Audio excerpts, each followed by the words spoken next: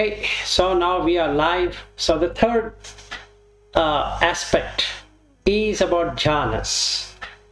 Okay, so is it required, not required? Is it vipassana with samatha? So many things which are there. So let me give clarity on each one of them, what it really means. Okay, so there are two things which Buddha talks about. One is samatha and one is vipassana. Or actually it's not vipassana, it is vipassana. So what is samatha? Samatha in English translates to tranquility. So you make your mind tranquil. The tranquility can be something like you make yourself comfortable. So meaning say that there are so many different things, different ideas which are going through in the mind, and then you focus on one of the idea or one of the thought that makes things tranquil. Okay, so generally when we say meditation, what it really means, or jhana, it really means that you stay in a particular state, maintain that state. That's all what jhana is all about. Okay, and then comes two kinds of way of living. One is a samatha and one is the vipassana. In the samatha you make your mind tranquil. In vipassana you make the mind investigate on any of the dhamma vishaya, or that means anything relating to dhamma. So you keep on going deeper inside and cleansing the kleshas or the impurities which are there. So basically when I start, after I do whatever we spoke about yesterday and day before yesterday, if we were to do that, then the mind becomes somewhat tranquil. Now, what I need to do is, I have many options. The first option is to watch the breath. That's the most easiest, most comfortable to do, because it is neutral. It has got nothing at all except for there is air going inside and air going outside. Okay, so what Buddha does is that after understanding the anicca nature or the anatta nature, you can implement that in the breath. So as soon as the breath enters in, there is the arising, and breath going down, there is departing. So we can watch that. In case I hold on to my breath, saying that this is my breath, I can watch that there's nothing called as my breath. It's just a process. It's not mine or somebody's. Everybody breathes. It's not that only I am breathing. So in that way, the mind starts to become tranquil. So when we look at anapanasati, sati is remembrance, to remember the ana and apana, that is the in and the out, and what is happening to the kaya, which is the collection of, like he explains about 32 parts of the body. So it's a collection of 32 different kinds of things. So the consciousness has collected the hair, the body hair, skin, like that. So if we were to do the vipassana, then we can see what the body consists of, and we can really see within ourselves how this body is getting modified and how it transitions from one state to another state. Okay, so basically what happens in jhana, that what is jhana, is to maintain a state. So when we look at the Samma Samadhi, he talks about 4 jhanas. So if somebody were to ask me a question, is jhana required? It is part of the Noble Eightfold Path. So it's not like somebody is inventing something out there. It is there. It is there in the Samma Samadhi. So the Noble Eightfold Path, when we do the right view and come to the Samma Samadhi, that is Samma Ditti to Samma Samadhi, we can find that you have to establish the 4 jhanas. Now, what are these jhanas? Can it be done closed eyes? Can it be done open eyes? Or what it is? It's again bringing the anicca and the anatta nature, either one of them or all of them, meaning anicca, dukkha, anatta, asubha. So we can take either one or all, depending upon the level at which the person is. Meaning, say that he or she is able to establish all the 4, is able to see the asubha bhavana in that, then he has done what he or she is supposed to do. That means he is able to see the unauspicious in making it as mine. Okay. So he knows or she knows it, and hence can stay in that state irrespective of whomever he or she is meeting. It wouldn't really matter. The person can see that because things are anicca, there is dukkha, and there is nobody there, which is anatta, and holding on to that is asubha, that is inauspicious.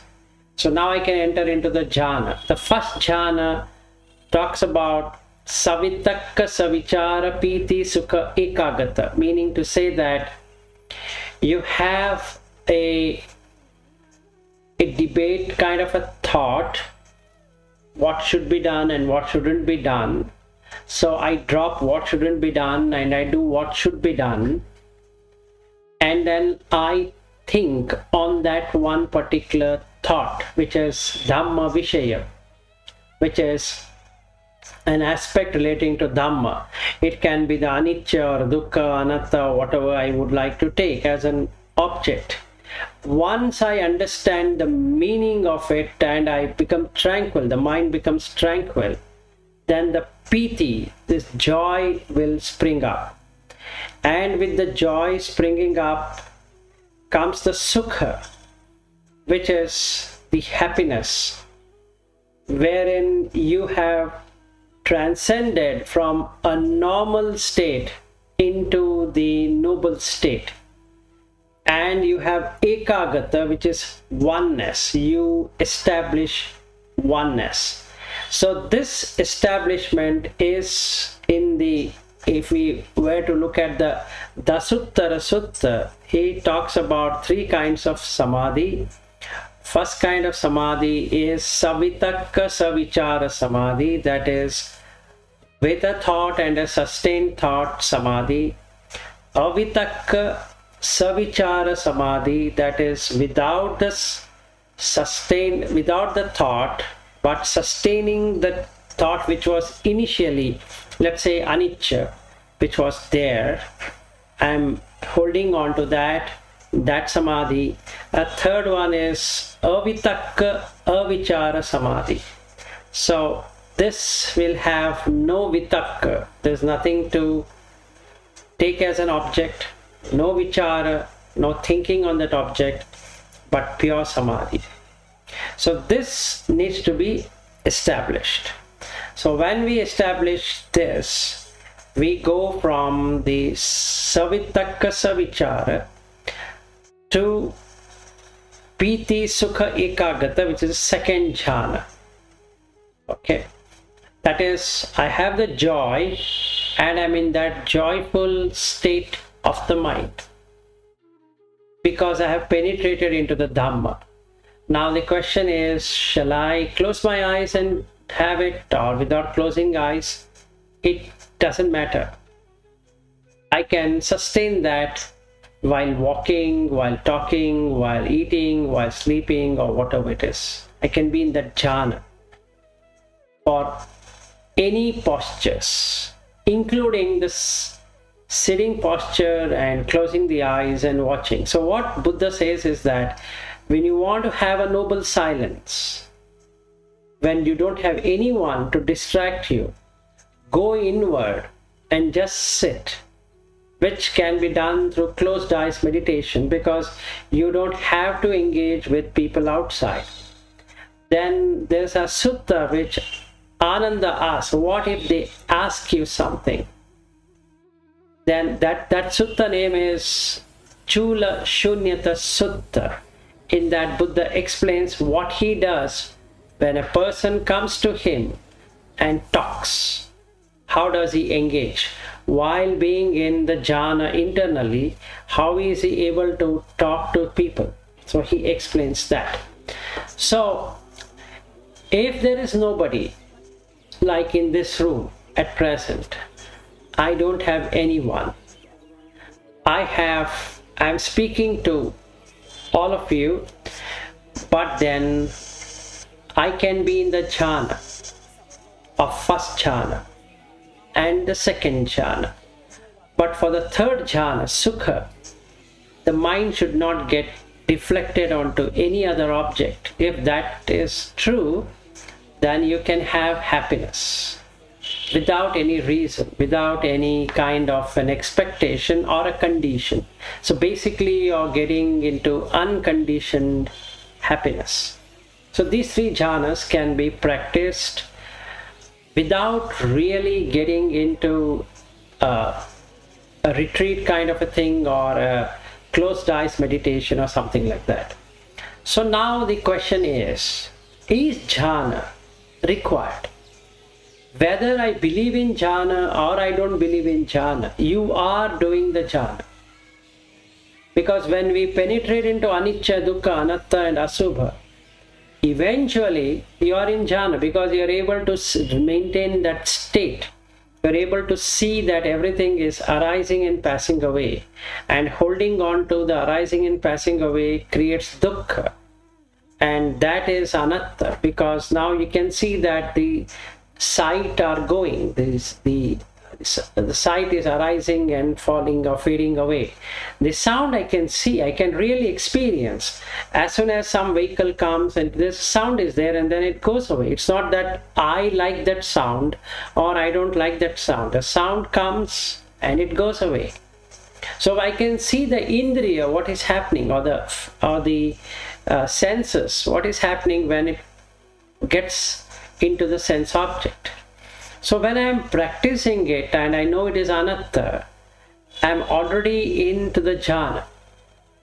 And that is how he defines the samma samadhi, that you get into the first jhana and the second jhana. Then you leave the piti, that is the joy. You get only the sukha and ekagata, which is the third jhana. And in the fourth jhana, the sukha is also gone. You have only oneness. So there is nothing like I like something, I don't like that thing. So there is equanimity. So these are the four jhanas, what is also indicated in the DN2 Samanyapala Sutta. So he says how he gets into each one of these jhanas. After a person has purified himself with the 10 immoral deeds gone, then he is able to establish his awareness, or the sampajanya, in all the postures. Then he is able to handle the indriya, the senses, and then he is able to manage the 5 hindrances. He is able to see that it automatically goes into the jhana, which is nothing but maintaining a state. So the meaning of samadhi is to just maintain a state. It is made of 2 words, sama and adi, becomes samadhi. Sama means equal or equanimous. Adi is to stay. So when we say samadhi, it means that you are maintaining a state. And people call it in English as concentration. There's nothing to concentrate upon. There's nothing to concentrate on a particular thing. What you're doing is you're maintaining a state. So there are 2 kinds of samadhi. One is a miccha samadhi and one is a samma samadhi. Even while we are drawing something, we are writing something, we are watching something, let's say I'm watching a TV news or something like that, there is samadhi. I am engrossed in that thing which is coming. Or if I'm watching a movie, a person is engrossed in that. And that is what samadhi is. But it is michcha samadhi because it is related to sensuality.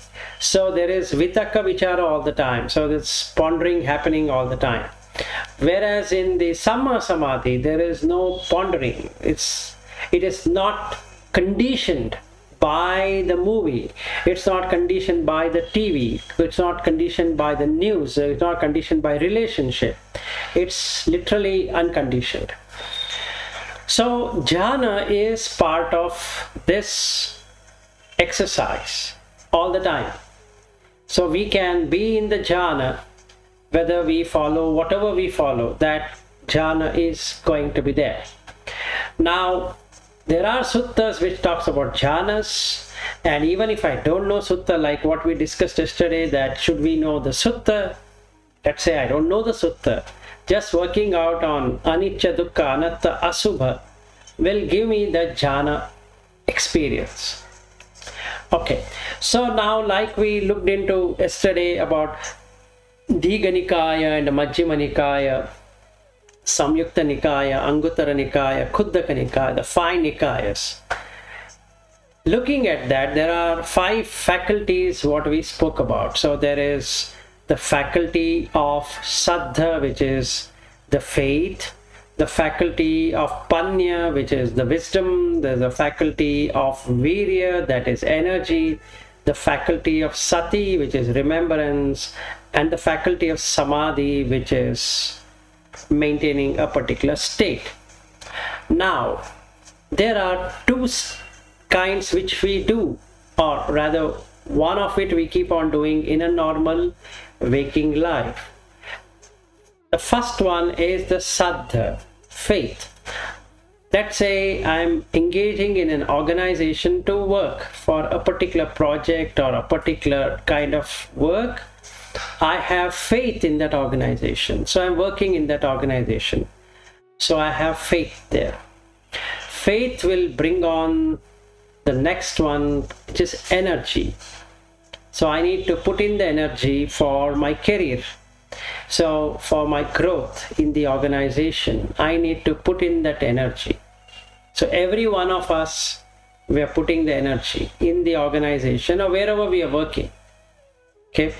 Then that brings in sati, remembrance. So we need to remember what needs to be done on the project or on the assignment, what we have taken in the organization. Whether there's a government organization or a private organization, it doesn't matter. But we do that. So brings in sati. And when that sati is there, you enter into samadhi. So you start working. And you get totally engrossed in that work. And that gives you wisdom of what the work is. So I start to learn the new tool or a new technology or a new job or whatever it is. Even car driving, it has all the 5. I have faith that I can drive the car. I will put in energy to learn how to drive the car. Then I remember how to drive the car. Then I get into the state of mind where the mind is able to hold the car and drive it properly. Then 5th one is that I get the wisdom of how to drive the car. So these 5 faculties are always there, but they are on sensual realm, meaning to say that the output of that is continuously conditioned. It is not unconditioned. The car driving is dependent on the traffic. The job is dependent on the market. So everything gets conditioned. Now this Dhamma is really unconditioned. So when I have Saddha, faith, I have faith not only in the Buddha, Dhamma, Sangha, but also I have faith that this path is going to lead me to liberation from the condition. So without conditions is liberation, which is Nibbana. paramam sukham, meaning ultimate happiness.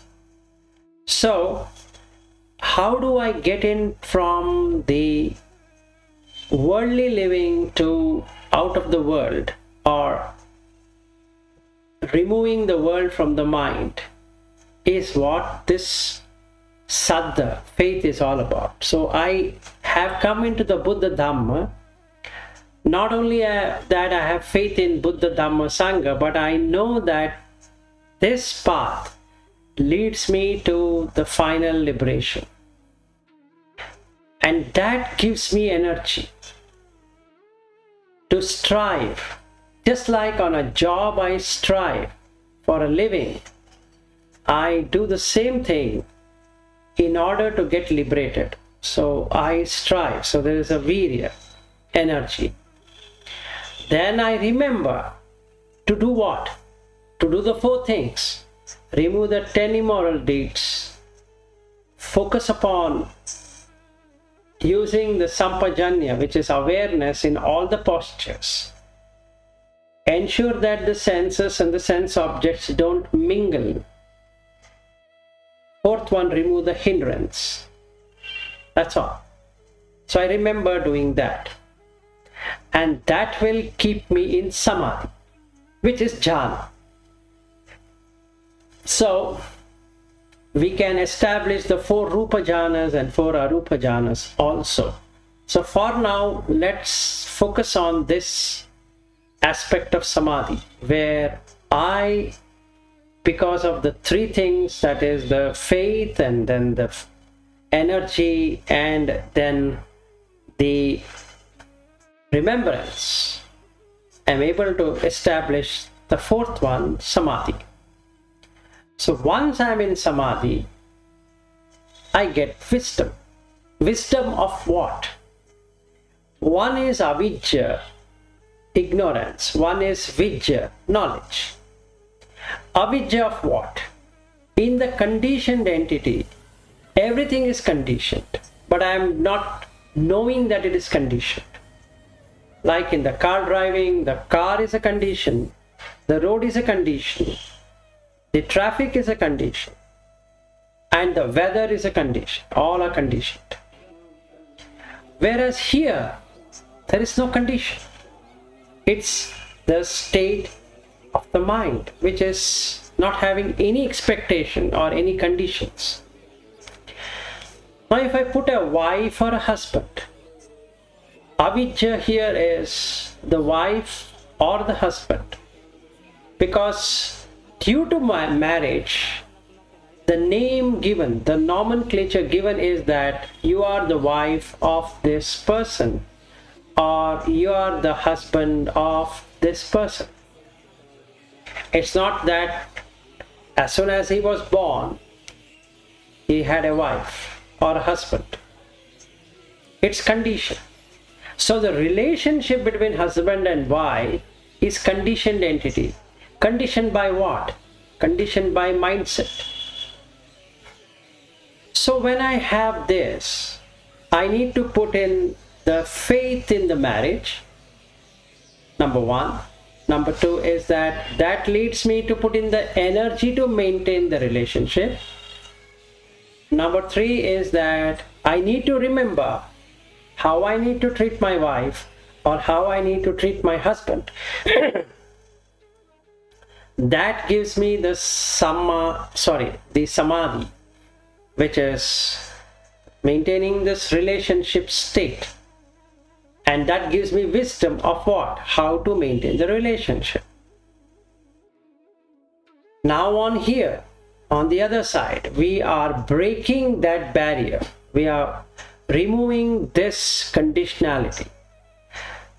So, asankata is what is word used in Pali. Asankata means unconditioned. So what is unconditioned? It is without raga, without dvesha, without moha. So when my mind resides in that state, I am in the jhana.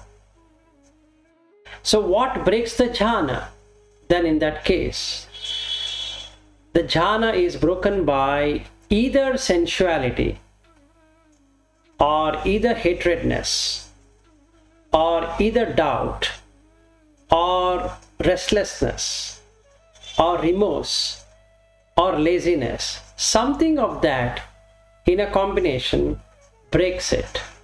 Now, why does this hindrance come? This hindrance come because I have not controlled the senses. It's going outside and enjoying the sense pleasure in the objects. Now, what if I were to stop that? And I've not stopped it. So the jhana is there, but it stays for a very little moment and goes away. And why it happens? Because my postures have not taken care. And what did I not take care in the postures? The moral deeds. In some way or the other, I'm breaking one or the other of it. So that's the reason my samadhi is not completed. So in that two thoughts sutta, which we covered some time ago, Dvedha Vitakka Sutta, Buddha talks about how he faced the problem while he was working out. So he divided the thoughts in two fashion. One sensual, which leads to the bad outcome, one which leads to liberation. So he named them, saying that, okay, these thoughts are not good for me, nor good for anyone, and these thoughts are good for me and good for everyone. So I will not cultivate these thoughts, and I will cultivate only these thoughts. That's exactly what he did in that Dvedha Vitakka Sutta. So that is again a jhana. So maintaining a particular state is samadhi. How you are going to maintain in each one of those states is the jhana, which is maintaining that state to the highest amount of time. And hence jhana is part of it. Now comes to vipassana. It is passana means to see, and vipassana means to extensively see. Now what is that I need to see? Well, very simple thing. I take food. There are four kinds of food. One is a physical food, which I'm eating, and that creates greed, that is the lobha, dvesa, moha, that is greed and hatred and delusion. So if I am unaware, every food will give me raga, dvesa, moha. So I need to be aware that every food, every tangible food which enters into the mouth can provide me not only with the nourishment, but also add certain amount of greed and certain amount of hatred and certain amount of delusion. So when I do vipassana, I am watching the food, what I am taking, and I am establishing paccavekkhana, meaning what needs to be done as a requisite. So why am I eating? I am eating for maintaining this body, maintaining in such a way that there is no pain felt due to hunger, because hunger is one disease which cannot be cured. No matter whatever I do, I need to eat and I need to drink water. These two things I need to have, so that the mind is not tortured. That's the only reason I'm eating. So when I bring this aspect into the mind and eat, the mind focuses on the food, not on the taste. So the first thing, that's a vipassana of food. Then relating to the food, there are three other things. So he says phassa, contact. When the senses contact to each other, that is a food. So I observe whatever I am seeing, whatever is being seen, whatever is being heard, whatever is smelled, whatever is being tasted, touched, and thought. Phassa. Then the third one is mano sanchetana, This Mano Sanchetana is nothing but the Sankhara, which the willful actions I take or I undertake to do certain things. So willfully I will do something. So that is the Mano Sanchetana. Ahara is the food. And the fourth one, Vijnana itself is the Ahara. What is Vijnana Ahara is a name and form. Like every time the wife comes, the mind recognizes it as wife. Every time the son comes, it recognizes it as son. Every time the daughter comes, it recognizes it as daughter. So it's a food. There is no wife or son or a daughter or a husband. Yes, they are playing the role, but they themselves are not son or daughter or anything. So I need to have highest amount of loving kindness, metta, karuna, mudita, upekha on all of them, because they all are the beings like me who have shared the role. And they are also struggling in life to maintain that role. The wife, the person who is playing the role of a wife, is doing a lot of things to maintain that role. The person who is born as a son is maintaining the role of a son. The person who is born is maintaining the role of a daughter. So if we are four in the family, as husband, wife, daughter and son, each one are the beings. They are playing the role. They themselves are not the son and daughter and father and mother. They are playing the role. So in that role play, we need to have highest amount of gratitude for each one of them. So there is nothing like saying that, oh, she's not able to do the role properly as a wife, or he is not able to do the role of husband or son or daughter. They are playing the role. So they are holding on to that role which never existed in the first place, which is dukkha. Maintaining that itself is dukkha. So we have three kinds of dukkha. Dukkha, dukkha. This is what the dukkha, dukkha is. That what is not existing, I need to do that role, is dukkha, dukkha. Then we have sankhara dukkha, which is the food.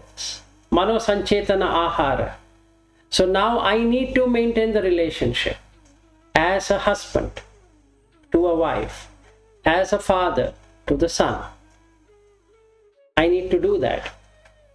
So that is sankhara dukkha. Viparinama dukkha.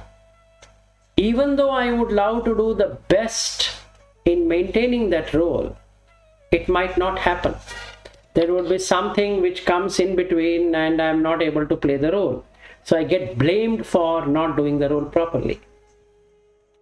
Same thing with the being who is playing the role of a son. That person or that being will get blamed for something because he or he did not do what he was supposed to do. Same thing with the person who is playing the role of a wife. She gets blamed for things because she did not do in a proper way. That means she was negligent, or I was negligent, or he was negligent. But all the three of us are beings. That's the primary thing. So if I remember sati, that we are three beings in the samsara, not husband, wife and child, then the equation changes. There is no food. There is no mental food anymore. The vijnana ahara will not be there. So this vipassana, that is, I'm watching what really is happening, will give me abhinya, that is to penetrate the reality as it is. So this I need to develop all the time. So I can take one Dhamma Vishaya and keep on reflecting on that and develop it.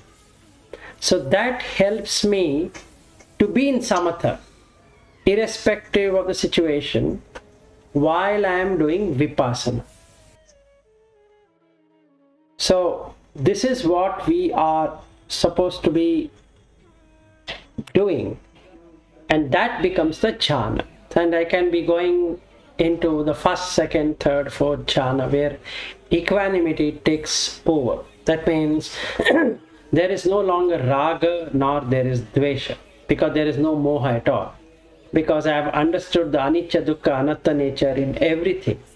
So there is no more moha. Without moha, there cannot be any raga and dvesha. That is, the desire and hatredness, they both will not be there. The sensual desire. So this handling helps me to be in jhana. So that ends what I wanted to cover on the third aspect. Very quickly it ended because it didn't have much to speak about. So the process here is start with the 10 immoral deeds reduction, then awareness, then look at the senses, then remove the hindrances. That will automatically put you in the jhana, first, second, third, fourth jhana. It is automated. It's nothing like I have to do something about the jhana. It is just happens. It's not that I am doing something extraordinary to get into that. And it will be peaceful. And like what Richard was talking about yesterday, that when anatta happens, I goes away. There is no longer any I. And that is what the jhana is all about. You get into that state. But the jhana gets broken when something gets in the way. So that's a hindrance, basically. So if you relieve the hindrance, you are in that state. Doesn't matter. And like that, when we start climbing, the Anagami happens. And from Anagami state to Arhat state, when all the what asavas, Buddha calls it as asava. He talks about asava kaya jnana, which means asavas means the fermentation, which we have carried for a long time of raga, dvesha, moha and other things associated with it. And avidya also associated with it, that is ignorance associated with it. When we are relieved of that, the avidya, then the psychic powers happens. Why it happens? Because it's like pure gold. And if you have seen the Samannapala Sutta, he talks about that. It's just like the most fascinating diamond. It's so much, it's clean, is shining. And in that you can be able to do what? Number one, make a body similar to this physical body without any flaws. This physical body has a flaw, but that body doesn't have a flaw. So basically you do an astral travel. Okay, that's the first fruit of that, of getting into the proper jhana, because it's purified. You don't have any impurities left. Then the second one, not only that, you can go wherever you want. Okay, so he says that you can play with the moon, you can play with the sun as though they are there. A third one, you can go to any realm of existence. And the fourth one, you can remember all your past lives. Okay, and the fifth one, you can find out how the beings are arising and how they are passing away, and what they made them to land in a good existence and what made them to land in a bad existence. That you get. Then the sixth one is that you know that you are liberated. Okay, so these are the 6 things which automatically happens. It's not that I need to do anything about that. Now the question comes, when does it happen? It happens when these 4 things are met. Now how do I meet these 4 things? Well, fix up the issues which are coming on board. Just like what we do on the job, like what we do on the job when we have challenges, we find solution to those challenges. In the same way, on this also we have to find the appropriate solution. So it can be relating to sensuality, it can be relating to hatredness, it can be related to something. It can be anything out of those 10 things what I have what I have been holding. So if I am able to rectify that, like I do, or let's say I'm a consultant here on software, so there are issues which comes up, we have to find a solution, and we are finding solutions. It's not that we are not finding solution. Same way I have to find solution to this. There's no difference. So the 5 faculties are common, whether it is worldly thing or non-worldly thing. It's the same. But this one is limited, where the other one is unlimited. This one is conditioned, that one is not conditioned. That's the only difference. So there are 2 dhatus, Sankata dhatu and Asankata dhatu. That is quality which is conditioned and the quality which is unconditioned. So what we are trying to achieve is the unconditioned. So when we are in unconditioned reality, the same consciousness which started as chitta became vijnana, recedes back to manasan. So it stays there. It doesn't go into recognition state of hadayam. That means this is mine, this is my thing, this is that thing and all that. So it's a release from that experience.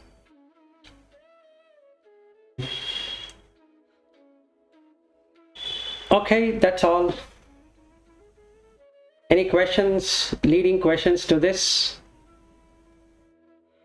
Yeah, I would ask a question. Yeah, sure. I would ask a question. You can hear well? Yes, I can hear you well. Okay. So, you were describing a situation compared in the family that when you see your wife, image of the wife appears, the son, image of the son appears, and you say this is Sankara, right? So, can we maintain the state of mind of not recognizing as the wife and as the son? Because intellectually and even by previous experience, I know there is no someone. I know there is no self. I know but when I hear the dog barking, immediately I recognize the dog barking, although I know that that is not true. So is there any state where we stop recognizing the dog barking? Although on the other hand, I understand this will be useless because we still need to play this role and function in the society. So if we stop recognizing objects and people as they are, we will be like insane. Right, very good question. I really appreciate your question. Very nice. Okay, this debate, myself and wife, we keep on having it. How do we do this, right? So it's a beautiful question. I keep this debate with myself. Okay, so now I will give you a test to do. It's like you stand in front of the mirror. Okay, Buddha talks about how to look at your body. So there are 32 parts of the body. Okay, now I need to practice this. Okay, so first thing I need to do is to stand in front of the mirror. There's a mirror here. So that's the reason I keep on showing that way. So there is a mirror. Okay, and in front of the mirror, what do I find? That's the first thing. I shouldn't use intellect. What do I find? Just keep on observing in the mirror. First comes your whole body, right? Everybody standing there gets their body. Now there are videos on the internet or on YouTube. You can look at a dog's video, you can look at a chimpanzee's video, you can look at a horse video and tiger video, like that. There are so many videos where they have kept a mirror and you can see what they do. Okay, none of them can identify their own self, except for chimpanzee. To a little bit, humans will find themselves out after the second year of their birth. Okay, so the self view is already established in the human, which is right. It is good. Okay, I'll tell you why it is good. So let's first address the dog thing. If you put a dog in front of the mirror the dog starts barking. First it finds that there's another dog. So it first wags the tail, and if there is no response from the other dog, it starts to bark, and then it growls. It just makes its teeth, and it will start to show its aggression. Because why are you not talking to me? I'm talking to you. Okay, this is what the dog is going to do. And so other animals. But when we see a human being, like I'm standing in front of the mirror, what I need to do, I need to watch this in action of what I do when I stand in front of the mirror. Am I seeing the 20 physical things, or am I seeing a person? Okay, I might have theoretically known that, I might have intellectually known that its body consists of hair and body hair and eyes and nose, all that I know. It's not that I don't know. But when I stand in front of the mirror, am I seeing that or not? If the answer is no, then I have not penetrated anicca. That's very clear. So there's going to be dukkha, for sure. Forget about wife and son and daughter and other. That is a separate thing, right? So I need to practice this first on myself, my body. So I stand in front of the mirror, watch like I'm now on the camera, so I can watch. Am I watching this as vilas, or am I watching this as a body? That's the question. If I feel I'm vilas, so three things get established immediately. This is me. This is my body. Okay? And I am in this body, which is nicca, not anicca, nicca. And because I exist in the body, there is sukha. And because I am the body, I have the body, I feel very happy. So atta. And it is subha. It is auspicious. So this is the exercise. It's not about knowing whether I know anicca or dukkha, anatta, all that is fine. I've understood. Fine, fantastic. I can, if there was an examination, I could write it and they could give me the highest score available. Right? And they can give me doctorate in Buddha's teaching or doctorate in Buddhism. So I can call myself as Dr. Vilas Kadiwal. And I can call doctorate in Buddhism. Doesn't matter. But when I stand in front of the mirror, what do I see? This is a practice. If I can do this practice consistently, without a break, you will start to see hole in your nose to begin with, right? We all have holes in the nose. Then you see hole inside here. Then you start seeing hole inside your eyes. Then you start seeing holes inside your ear.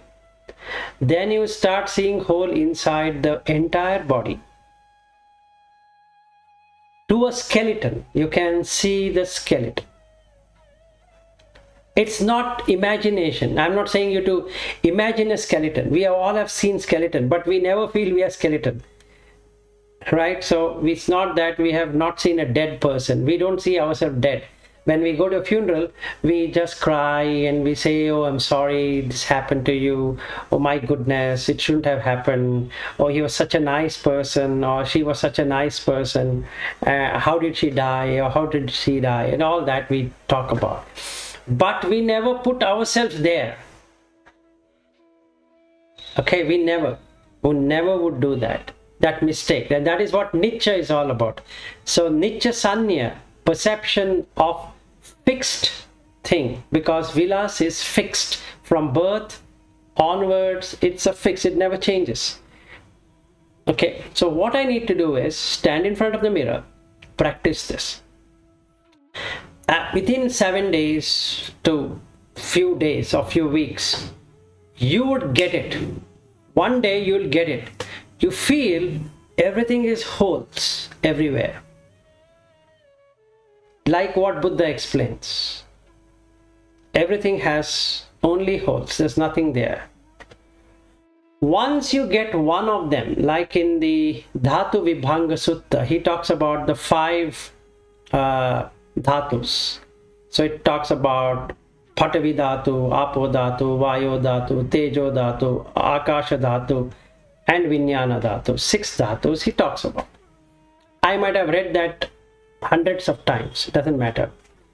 But once if you get watching every person here, there is like this lady who has joined today called Malati. She has opened her mouth, so there's a hole.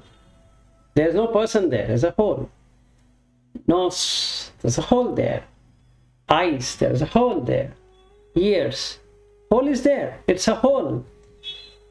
And you see the pores on the body, it's a hole, it's like a sponge, that's all. The water comes out, right? So when I do jogging, the water comes out. It's not that I can't see the water, it is water. But I can call it a sweat, fine, but it's a water which is coming out.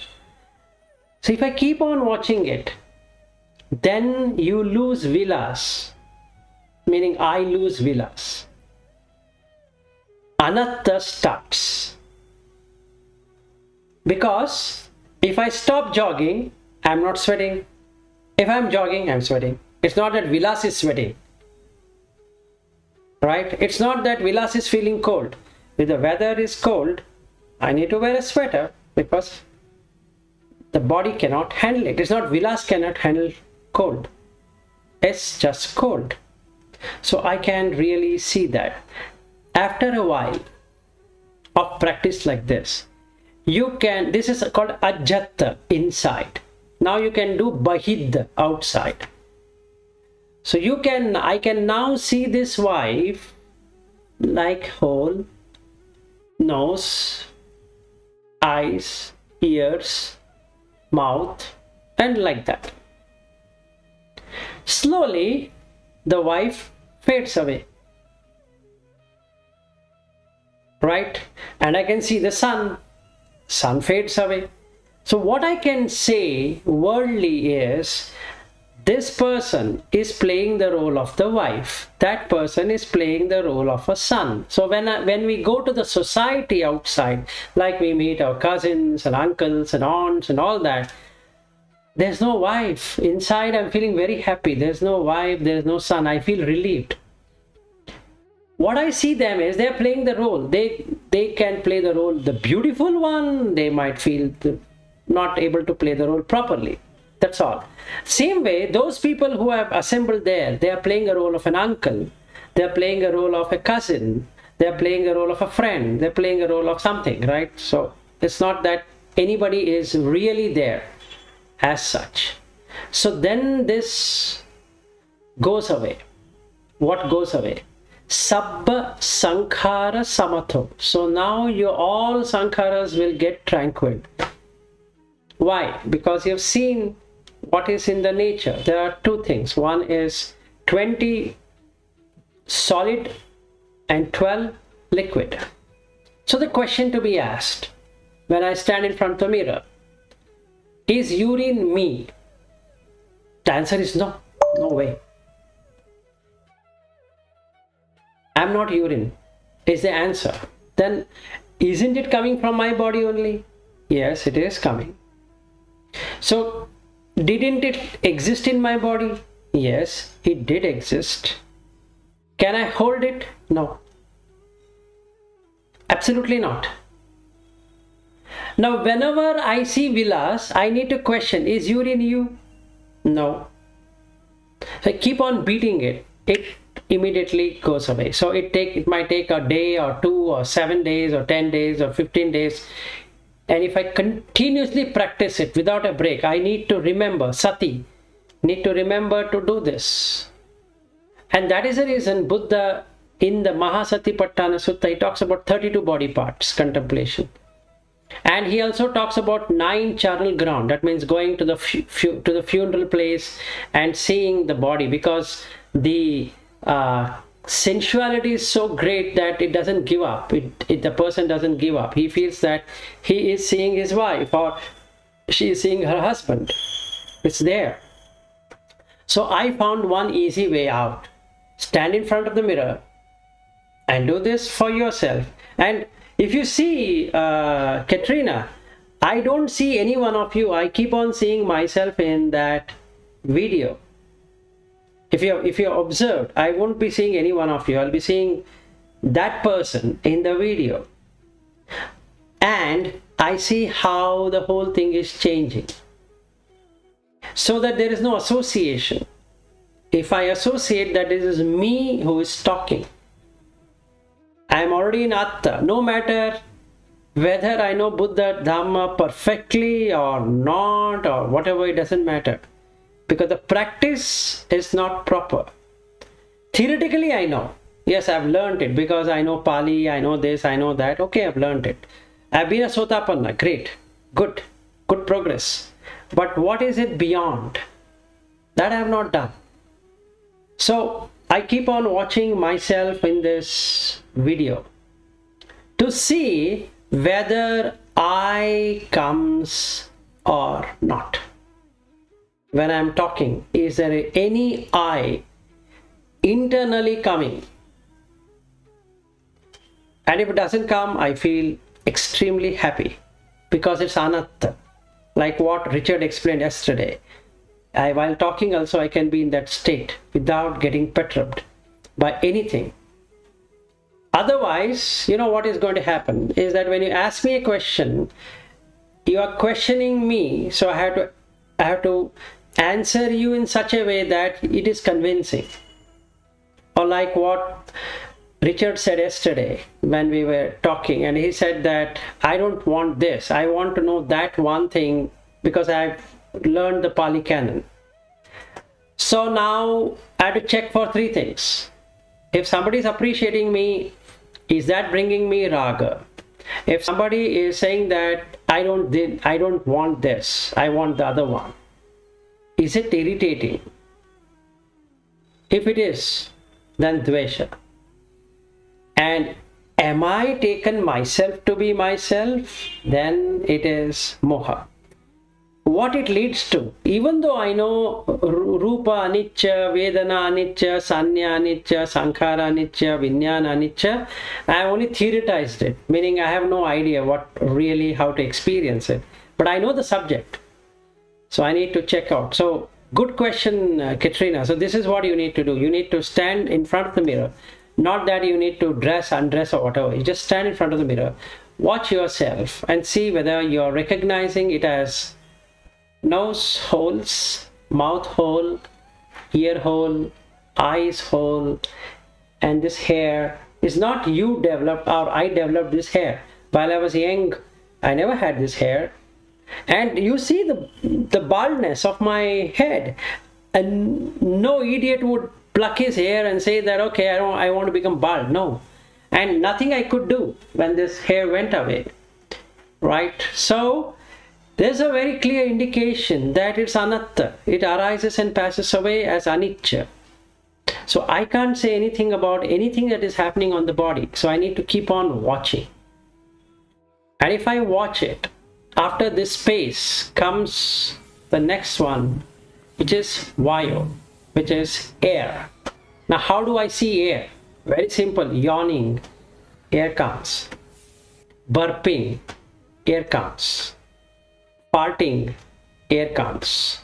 When we eat, there is rumbling in the stomach, air comes. So it's there. It's not that you developed the air, it is there. Right? So I need to watch that all the time. Then the third one, which is heat, body heat. There are some places which are cold, there are some places which are hot. It's not Vilas is hot or Vilas is cold. It's just the body, whether it's your body or my body or anybody's body, it's the same thing. It's just heat. It's not that I don't know. I know it, but I don't know it at that point in time. Okay, so I need to keep on practicing it. That when I touch somebody, instead of feeling that I'm touching the hand, am I not touching the softness and hardness and the heat? And if I were to hold that person's hand like this for some moment, isn't that person feel wet? If I were to hold my own hand like this, after a while it becomes wet. The heat will make the water droplets come on the surface. So then comes the water, apo. Then comes this bone and all that, which is patvi. So we can see all the 5 elements. Practicing that will remove the name and form. Without name and form, there is no wife or husband or this or that. So you don't recognize in that way. You will only recognize them as a being. Like, Katrina as a being, Swati as a being, and Bhavesh as a being, Richard as a being, Malati as a being, Preeti as a being, not as any other thing. So that gives you a tremendous peace, because there are no nomenclature and designations. Otherwise, I need to make Katrina as a friend, or as a guide, or a philosopher, or this or that. Something has to be added to it, which is not required. It's just a being. So you are interested in Buddha Dhamma, I am interested in Buddha Dhamma, and we have met. That's all. There's nothing else to bind us. So in that way, what happens? The effort is very less. Otherwise, I need to put a lot of effort to maintain the relationship. Now what happens? Let's say you don't like what I'm saying. No problem. You don't have to come from tomorrow, and there's no hurt feeling. If I make a person designated, there's a hurt feeling, because there is an expectation from that person. So expectation causes disasters, which is nothing but dukkha. So watching in front of the mirror, I can find what is happening. If this works, doing with others also will work. So then we had covered that in the Satipatthana Vibhanga. In the Vibhanga, there is Satipatthana Vibhanga. In that Vibhanga, Sariputta explains how to do this Satipatthana. He brings in the 32 parts of the body, which we had covered some time ago. So if we really practice it, he says first you do internal. Don't do with others, because you will not be able to do it. So first you do it yourself. Once you've mastered it, you've got it. Wow, I got it. Now you try it on others. Now you go and meet. So now I go and meet my wife. Look at her. She's talking. I'm seeing the teeth.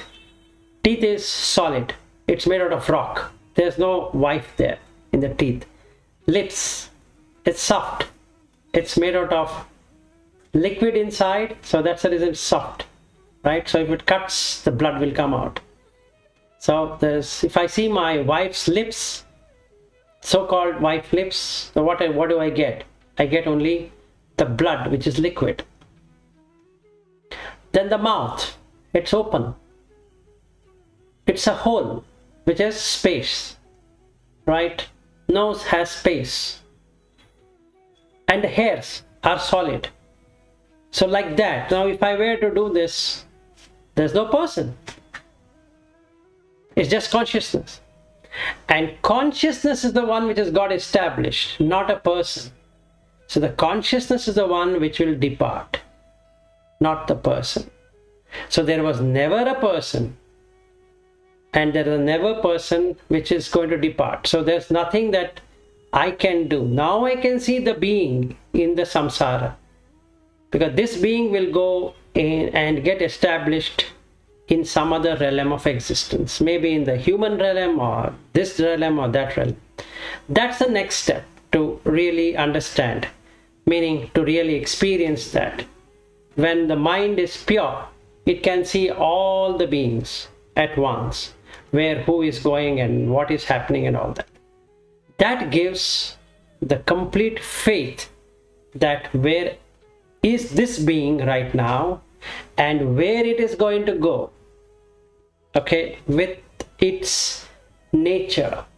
So what if I were to stop the movement by not associating? So it gets extinguished here itself. So there is no further birth. So I've cut the link of the 12 link Paticca Samutpada. So this is one practice what I found very useful to me, to stand in front of the mirror. And whenever I do this video, I keep on watching myself. This person who is talking there gives me removal of all the 10 immoral deeds which I would have done by watching someone. So I focus myself on that person who is speaking there, so that none of the thoughts come and make something different. So I can see how the mouth is opening up, how the teeth are, how the nose is, how the eyes are, how this is happening, all happening due to consciousness, not because I want to do it. No, it's a consciousness. So this is a practice. But I really appreciate your question. And this discussion, we both keep on happening. We both discuss all the time. She wants to do it, and we keep on discussing how to do it. So, but could you give an example with the sound? Like if I say I hear the dog barking, and immediately I recognize it as the dog barking. yes. Not just the sound. Yes. So now these are the 5 senses, right? So again, a good question. So you need to find for yourself, Katrina, that which of the sense is weaker. One of the sense will be weak. I'll give you an example. Some people don't worry about the taste. They can eat any food, right? Some people don't worry about the sound. Whatever sound comes, they are not too bothered about the sound. Some people are not interested in the sight. Some people are not interested in touch. Some people are not interested in the smell. Okay, these 5 senses, right? So you need to find out which of the one is the weaker, the weakest of the senses that you work on. Okay, I'll give you a very practical example. Let's say if you are able to recognize the objects by the sound, that's the strongest. That you should work out in the last, after you break all the other ones. If you try doing the first one, which is the strongest, it'll never happen, because it's very strong. You cannot break it, right? So you need to start with the easiest. Like, example, when I wear a dress, I'm least bothered about how I look. Let's say that's the weakest. That is touch. Otherwise, many people would be interested in looking how they look. So they beautify themselves, they'll stand, they'll look like this, look like that, and they keep on adoring themselves. And those people are very strong in touch. They want to touch something. So their nature has to touch someone. So then when they go to the party or somewhere, they would ask, how am I looking today? You look gorgeous. That's all what that person wants. It's the very strongest. That sense is strongest of touch. Whereas they might not be bothered about what they're eating. Some people, they call themselves foodie.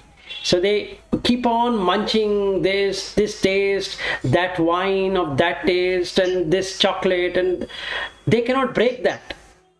If they try breaking it, it's never going to happen.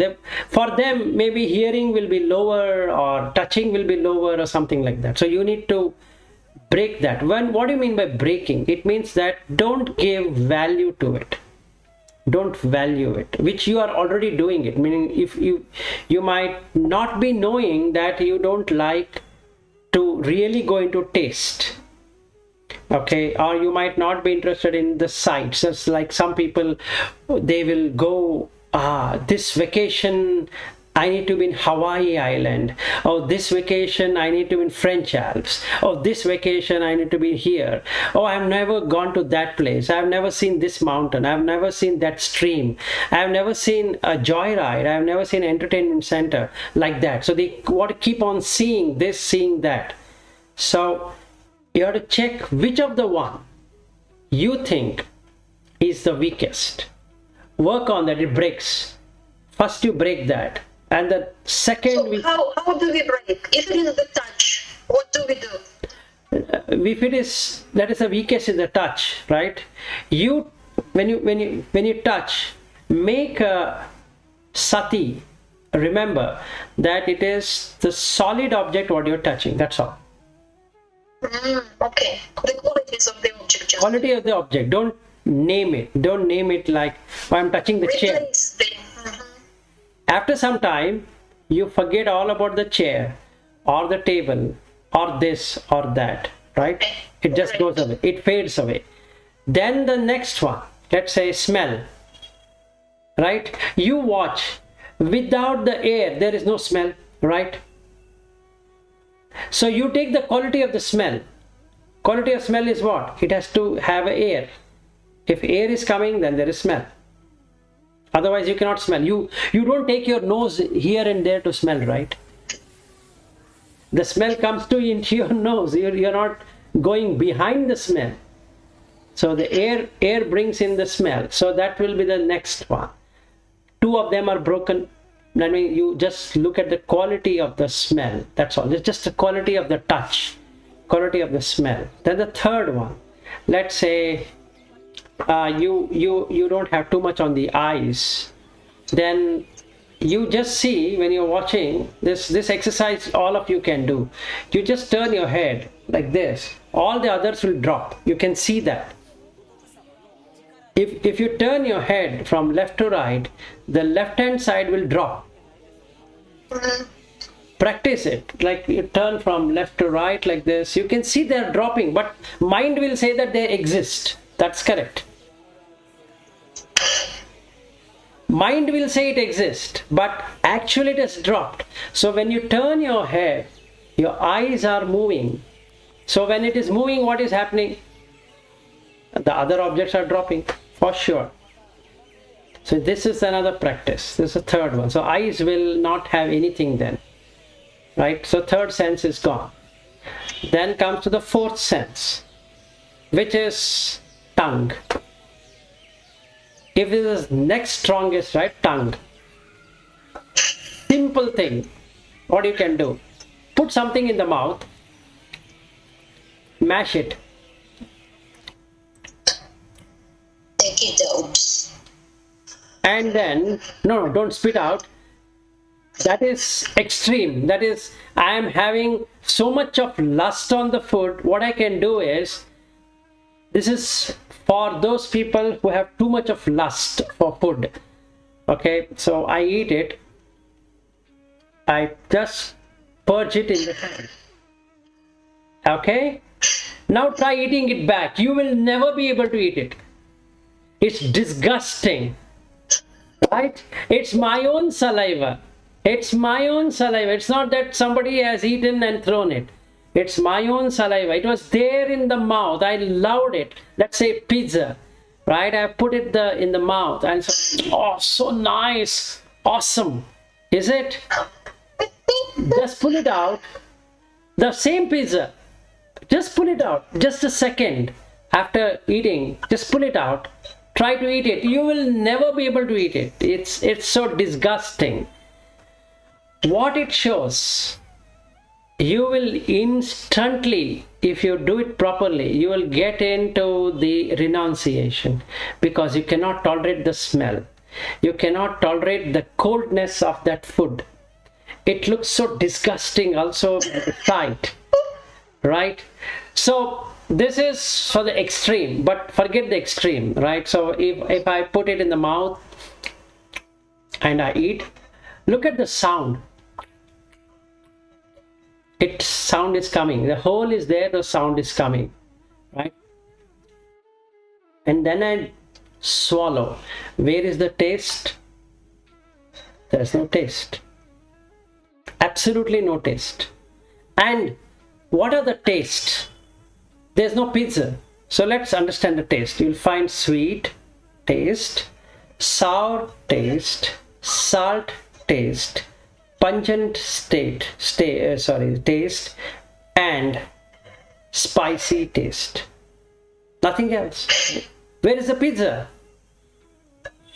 Any food you eat, you will find sweet, sour, bitter, pungent, and spicy. There's nothing else I can, 1 minute. Okay, there is nothing that will make me taste that pizza or maybe wine, maybe whatever I want to have. No. Keep on observing. It goes away. You've broken it. Then comes the strongest. Without these four, the strongest cannot remain as strong. So it breaks. Now you have done your Indriya Bhavana. Okay, and then you will find there was never a wife or a husband or a son or a daughter or this or that. There's just a role being played. So you are not worried any longer. Right? So just like a drama, they're playing the role. When the role is over, the director will say, hey, you know what? You're done with your thing. So you're going away. So that person is dead. That's all. How you're not worried? Because he was never there in the first place, or she was never there in the first place. So where's the reason to feel so upset? Oh my God, what happened to my life? This, I need to do it watching my reflection on the mirror. And start doing it with others and remove these senses, attaching to the sense object. Make sense? Very good, yeah. Very good practice, I will do. Okay. Not with food. With food, I'm not ready to determine myself. I love Dhamma, but I love food. That is the strongest. That is the strongest. Yeah. I love food. Yeah. Looking at smiling and at once I come to know that you love food. Yes, yes. Okay, so that is the strongest. So you should not try till you break the other ones. I'm not even willing to try. You know, you will not be able to try. So the thing is, you shouldn't and you will not. So first you break the least one, the touch. Yeah. Okay, so that is the way to start. So that is how I did. Okay, I started looking at what to break, and the strongest can never be broken. Like my sight, okay, very strong. They keep on looking here, there. Now no matter how much Dhamma I know myself, but the eyes will go there. Right, so let's say, since I take people on tour, my sight will go, oh, that's nice, it's so nice, this is so nice. And while I was in the US, so go here, go there, in Europe, and like in Sri Lanka or in India or wherever it is. So I love to visit places. So why I love to visit places? Because I sight. I love the sight. So just like you have food, I have the sight. Right? So I love watching. So it's hard to break. So it took me a while to break that. So for me, the easiest is smell. So I started with that. And the next easiest is the hearing.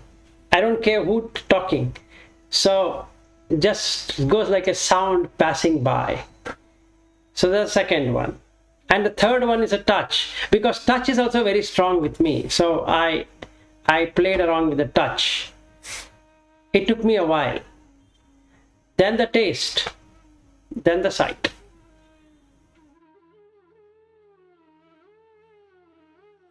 Okay, good then. So shall we end for today?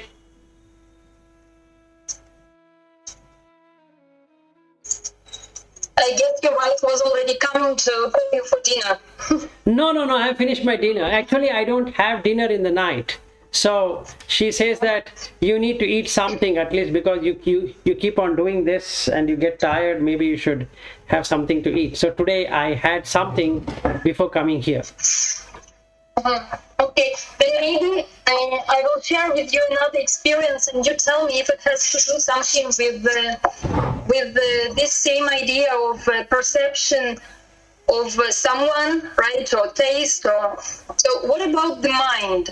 As for me, when I look in the mirror, still I don't see separate parts of the body. I see the whole person, and I recognize myself. But for example, this movement of the hand, I observe it as not myself.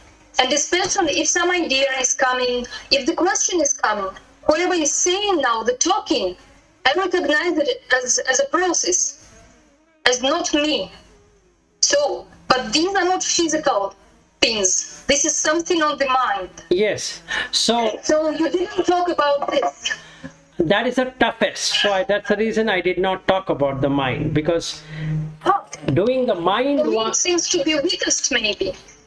No, it's not like that. See, now if you're watching yourself to be the whole figure, that means the mind is already adding everything up, right? It knows there is a process. See, the intellect knows the process. See, the problem with intellect is that it knows everything. It knows the process. So if somebody were to ask, do you know breathing is a process? The person will say, yes, I know it's a process. But internally he believes that he's breathing.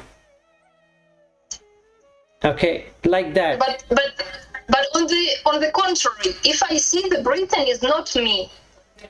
That's right. So if you're seeing breathing is not me, then what you can do, there's an alternative out. So what you can do is consider everything as a process.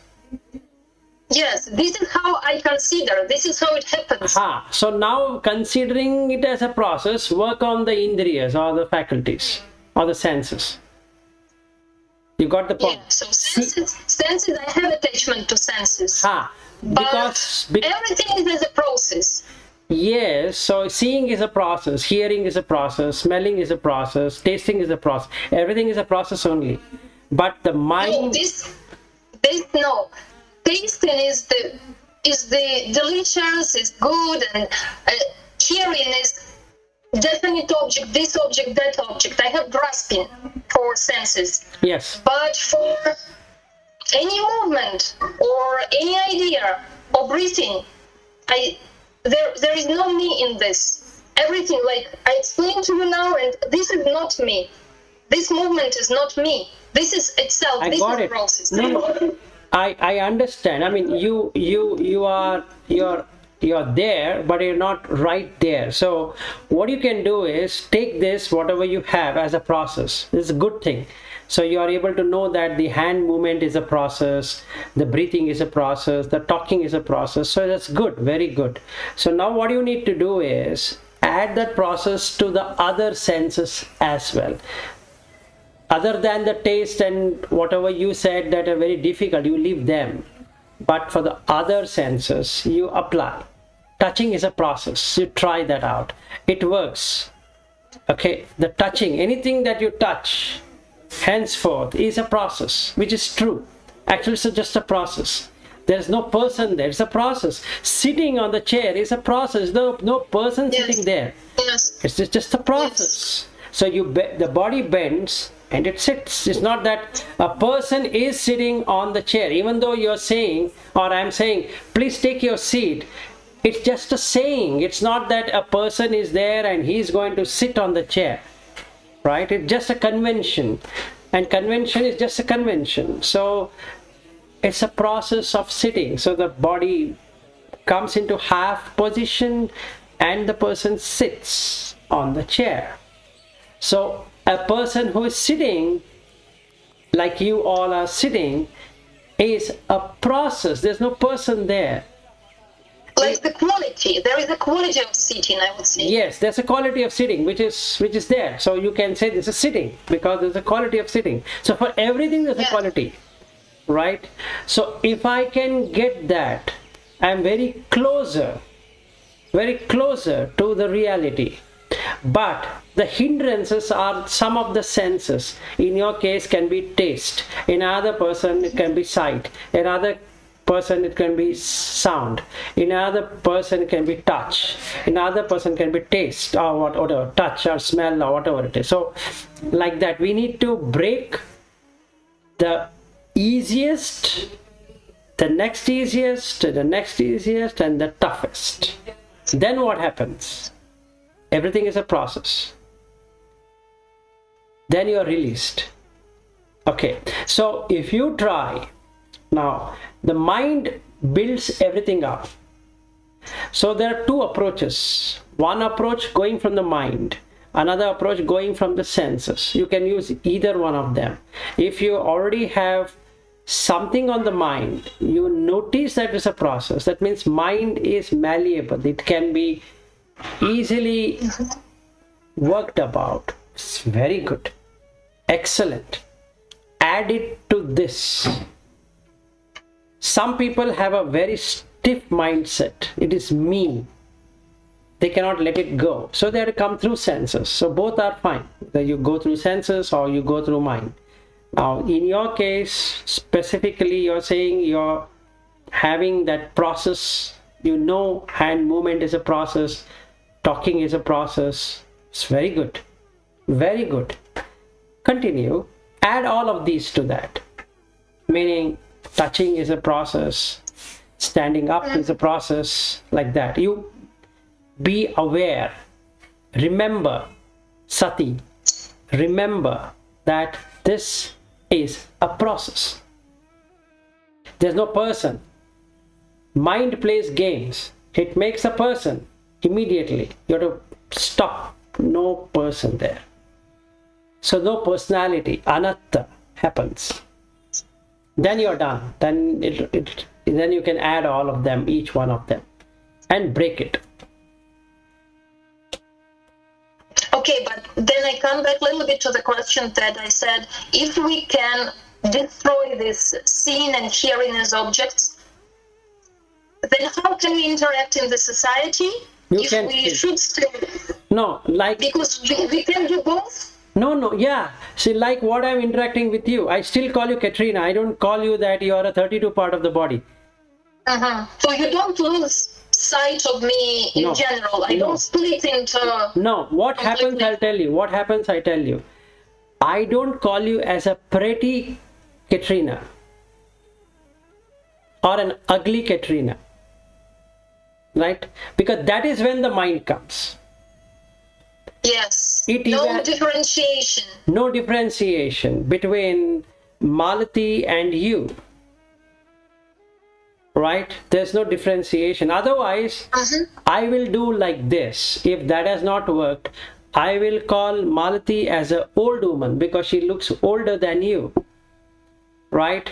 And if I like your color, I say that you're looking pretty today. Okay, now where is the prettiness? I don't know, but I call you pretty. And you feel, wow, I look pretty.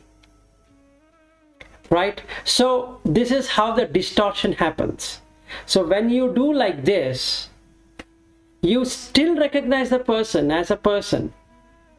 But you don't have attributes to the person, that he is pretty or she has good hairs or a bad hair, rough hair, smooth hair, this kind of face and that kind of face and this kind of nose and that kind of nose, like that. There won't be attribution. Attributes wouldn't be there. You will only look at the quality, not the attributes. That's the difference. So you will still interact with the world like I am interacting with you. I'm not... Your name is Katrina. So if somebody were to ask, what is Katrina? I can say Katrina is a female. And then what? She has 32 parts of the body.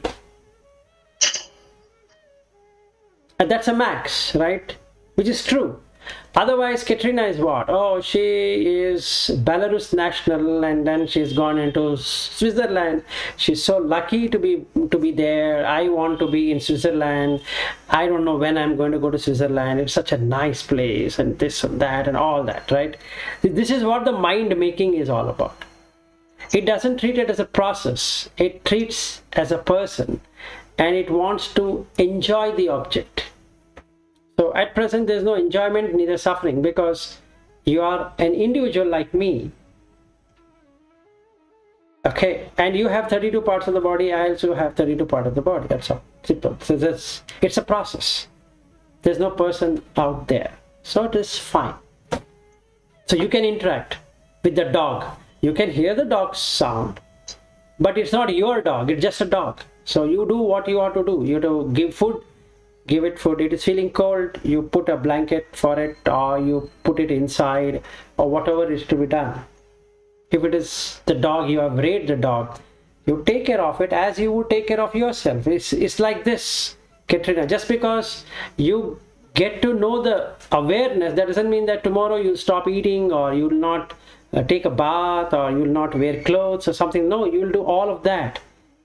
Absolutely exactly the same what you're doing, but you don't claim that to be yourself. That's all. In the same way, you have a dog, a pet at your home, husband or children or whatever it is, you still interact, but you don't have possession. You don't possess them. Neither you possess yourself too. So you are released. I had this doubt, as you said, now you will still be able to use all this. I had this doubt because when I was temporarily a nun, and I was doing a lot of meditation, of course, Sila was very strong because I was taking 8 precepts, and so the whole experience was intense. And I was also listening a lot to Dhamma teaching. And once I woke up in the morning, and like the reality was changed. There were no, it was not myself. There was just the consciousness. Yes. And I understood I need to get up because it is morning. I need to get up, but I didn't know to use the body because there was no the body. So it took me a moment. I saw the intention in the mind to get up, but not immediately I could know how to do this. And it took time that this intention came into the action, that I could at least move the hand. And I was surprised to see this. But once I could move the hand and then I could move the body, I lost already this experience because I felt the habit of movement came and I started moving by habit. So I came back to be myself. So this is why I was considering if this experience of no self makes us a bit out of the world.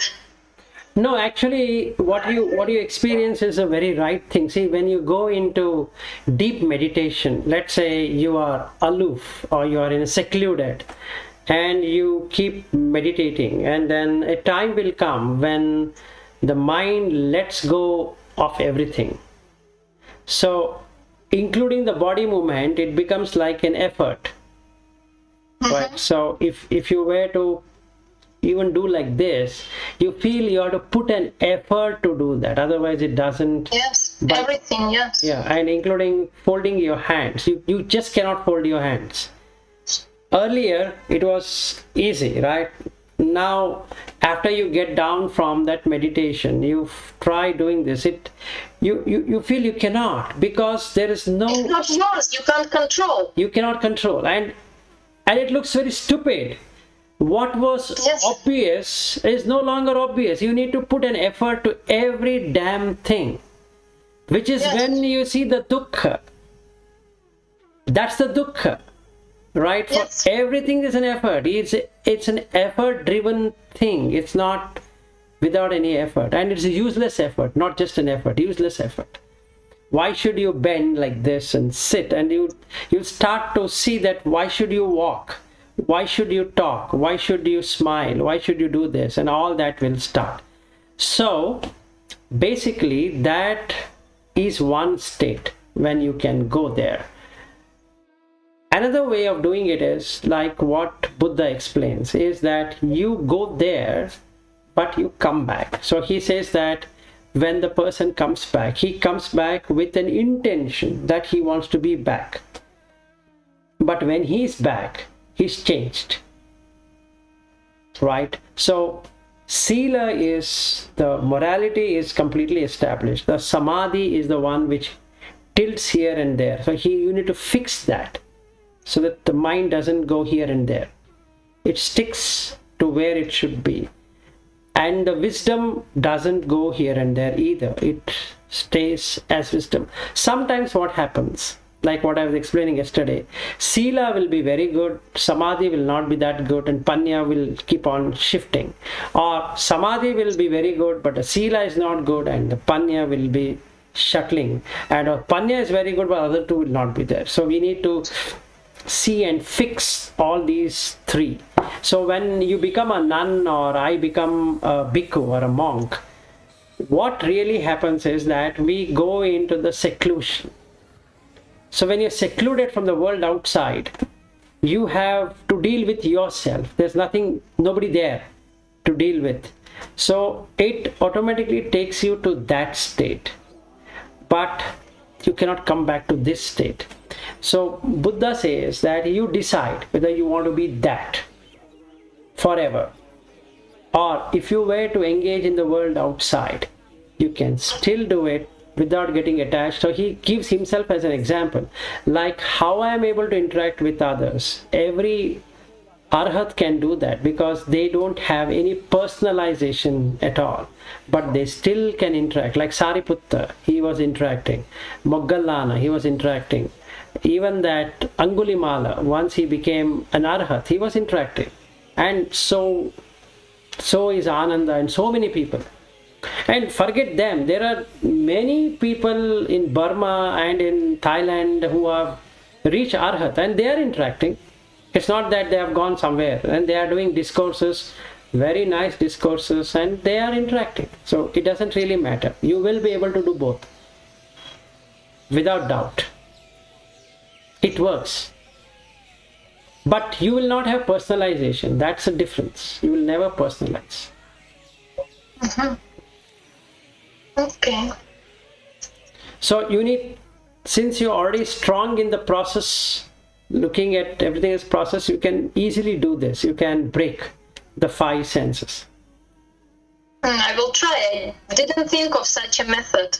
Yeah, which seems very applicable, very practicable. Yeah, so that is what I found out of the Buddha Dhamma, that how to do it, because it only says. So when I was reading Indriya Bhavana Sutta, at that time it clicked in me. Now I got it.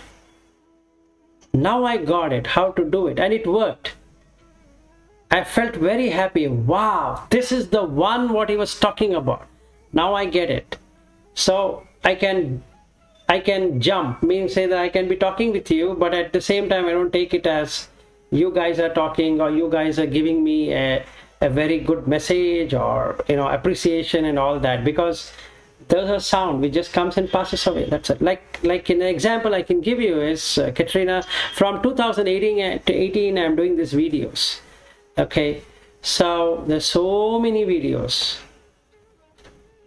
by now, and I don't take even one of them as mine, because it is not mine. Yes, true. It's not mine, to be honest. The voice is not mine. I never asked for this voice, so it is not mine. It's a process. So if I have cold or cough, I cannot speak because the throat doesn't seek my permission, saying, hey, you know what, today give me rest. It doesn't. It's a process. So everything is a process. So I can say, just for conventional sake, that I am doing this discourse, but there is no I in doing any discourse. It's Buddha Dhamma which I am passing it. It's not that I am doing something extraordinary there to do something about it. No. The only thing I've done is how to do it. I've tried it and then it has worked. So then it's good to share. And some people will say, no, this is difficult for me. I say, okay, you have to find your own. Because each person is different and each person's impressions are different. So they have to find what works for them. But this is the one which I found is easy, meaning how to break it, like tasting, right? Hearing, smelling. So I started looking at that, and every time it clicked, I felt, wow, this is good. Now I got one, now I got the second one, now I got the third one, now I got the fourth one, now I got the fifth one. Wow, now the mind, the sixth one. That is an effort, because unlike you, unlike you, I could not get the process right. Okay, so you are good in that, but I was not. Okay, I could do this. After doing this, I got the whole thing as a process, but you are strong in that, so you can, it will be easy for you to do the other side. That's what I feel.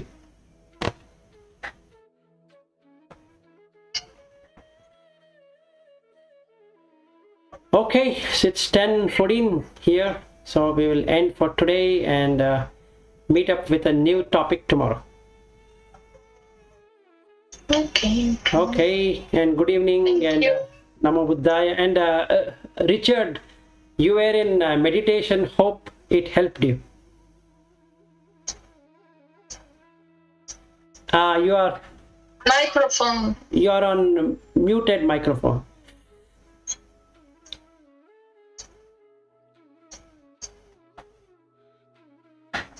Now I was listening to your voice, and I was taking it like anicca.